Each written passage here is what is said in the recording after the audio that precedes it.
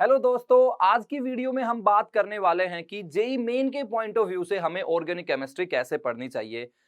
Organic chemistry का अगर weightage देखेंगे तो 30 क्वेश्चंस में से जनरली 10 क्वेश्चंस हमें ऑर्गेनिक केमिस्ट्री में पूछे जाते हैं।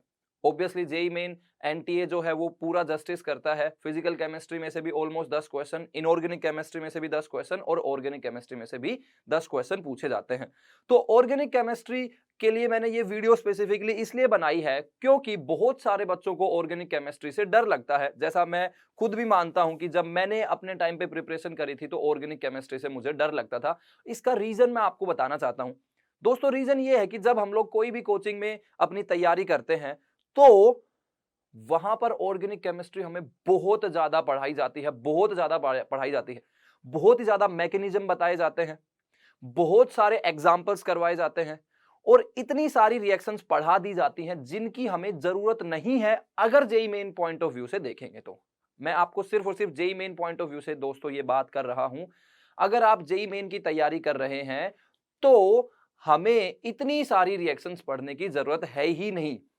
अगर आप जेई मेन को देखेंगे तो 10 क्वेश्चंस अगर ऑर्गेनिक केमिस्ट्री से पूछे जा रहे हैं तो उनमें से 7 से 8 क्वेश्चंस आप सिर्फ और सिर्फ एनसीईआरटी की रिएक्शंस को पढ़ के कर सकते हैं। मैं कुछ स्क्रीन पे आपको क्वेश्चंस दिखा रहा हूं। ये क्वेश्चन डायरेक्टली एनसीईआरटी से पूछा हुआ है, ये वाला क्वेश्चन डायरेक्टली एनसीईआरटी से पूछा हुआ है। मैं आने वाले कुछ वीडियोस में इनको डिस्कस भी करूंगा। ये क्वेश्चन डायरेक्टली एनसीईआरटी से पूछा हुआ है। तो कहने का मतलब ये है कि बहुत सारे क्वेश्चंस ऐसे हैं, 10 में से 7 या 8 क्वेश्चंस ऐसे हैं जो आपको डायरेक्टली एनसीईआरटी से सॉल्यूशन मिल जाएंगे। लेकिन जो बच्चे ये ट्राई करते हैं कि उनको पूरे के पूरे क्वेश्चंस सही होने चाहिए, तो दोस्तों मैं कुछ कॉन्सेप्ट्स ऐसे बताता हूं, कुछ कॉन्सेप्ट्स मैं ऐसे बता रहा हूं जो आपको पढ़ने ही पढ़ने चाहिए अगर आप जेई मेन के लिए तैयारी कर रहे हैं ऑर्गेनिक केमिस्ट्री की। ठीक है, तो एनसीईआरटी तो आपको पढ़नी पढ़नी है, एनसीईआरटी की रिएक्शंस तो करनी करनी है। साथ में मैं कुछ कॉन्सेप्ट्स यहां पर आपको बता रहा हूं। सबसे पहला कॉन्सेप्ट है कार्बोकैटायन रीअरेंजमेंट का। कार्बोकैटायन रीअरेंजमेंट का कॉन्सेप्ट ऐसा कॉन्सेप्ट है दोस्तों जो एनसीईआरटी में एक्चुअली नहीं दिया हुआ है। एनसीईआरटी की एक दो एग्जांपल्स में हमें देखने को मिलता है, अदरवाइज एनसीईआरटी में कहीं पर भी कार्बोकैटायन रीअरेंजमेंट हमें नहीं दिया हुआ है, लेकिन उस पे हर बार एक क्वेश्चन हमें देखने को मिलता है। तो अगर एनसीईआरटी के अलावा आप कुछ रिएक्शंस मेरे से पूछेंगे तो मैं सबसे पहला कॉन्सेप्ट बताऊंगा, सबसे पहली रिएक्शन बताऊंगा कार्बोकैटायन रीअरेंजमेंट की। कार्बोकैटायन रीअरेंजमेंट आपको जरूर जरूर पढ़ना है एनसीईआरटी के अलावा। ठीक है, पहला चीज हो गया। उसके अलावा दूसरा जो सबसे बड़ा मिथ होता है स्टूडेंट्स को कि हम लोग बायोमोलिक्यूल्स, पॉलीमर्स, इन सब चैप्टर्स की अगर एनसीईआरटी पढ़ लेंगे तो हमारे क्वेश्चंस बन जाएंगे। दोस्तों बहुत गलत बात है। एनसीईआरटी से ज्यादातर क्वेश्चंस बन जाएंगे, लेकिन हमें कुछ केमिकल टेस्ट याद रखने होते हैं। कुछ केमिकल टेस्ट याद रखने होते हैं, जैसे ग्लूकोज और फ्रुक्टोज में डिफरेंशिएट करने के लिए कौन सा केमिकल टेस्ट करना है। ठीक है, फ्रुक्टोज और अमीनो एसिड्स में डिफरेंशिएट करने के लिए कौन सा केमिकल टेस्ट यूज करना है, जो एक्चुअली एनसीईआरटी में नहीं दिए हुए हैं। तो अगर मैं एनसीईआरटी के अलावा बताऊं तो दूसरा एक कॉन्सेप्ट ये है कि हमें ग्लूकोज और फ्रुक्टोज में डिफरेंशिएट करने के लिए केमिकल टेस्ट, फ्रुक्टोज और अमीनो एसिड्स में डिफरेंशिएट करने के लिए केमिकल टेस्ट, ये सारे केमिकल टेस्ट हमें पता होना चाहिए क्योंकि जेई मेन में काफी बार ये क्वेश्चंस पूछ चुके हैं जो कि एनसीईआरटी में कहीं दूर दूर तक नहीं दिए हुए हैं। ठीक है, ये दूसरी बात हो गई।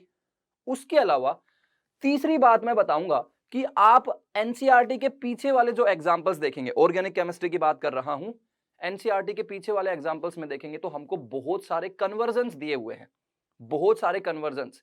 अब हमें लगता है कि ये कन्वर्जन्स फालतू हैं, बोर्ड के एग्जाम में पूछे नहीं जाते हैं, बिल्कुल सही बात है।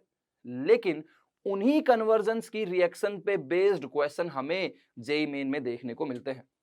जो अपना halo alkane and hello Areen chapter है, उस चैप्टर के एनसीईआरटी के पीछे बहुत सारे कन्वर्जन्स दिए हुए हैं, मतलब कम से कम 30 से 35 कन्वर्जन्स दिए हुए हैं जिनको हम लोग छोड़ देते हैं। लेकिन दोस्तों उन्हीं कन्वर्जन में जो कोई स्टेप इन्वॉल्व रहता है, उन स्टेप्स पे बहुत बार क्वेश्चंस पूछे हुए हैं।